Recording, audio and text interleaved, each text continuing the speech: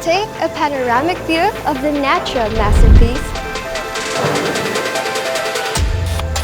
This island made sure to keep its charm. It assures more will witness what it's proud of.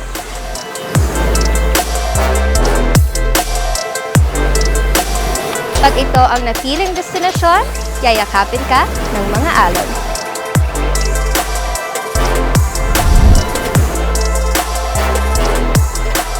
Napakaganda, di ba? There are hundreds of reasons to fall in love with the islands.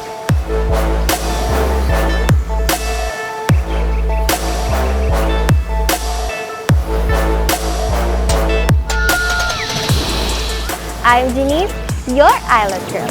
Tara na, dahil marami pa tayong makikilalang isla dito sa Ganda mo, Pangasinan.